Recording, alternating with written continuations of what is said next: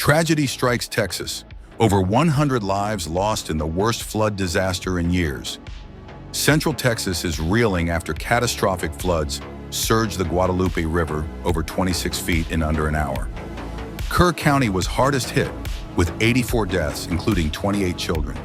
Among the victims, 27 from Camp Mystic, a beloved all-girls summer camp. At least 10 girls and 1 counselor are still missing. Searches continue as flash flood warnings remain active. Stay safe, stay informed. Follow for real-time updates.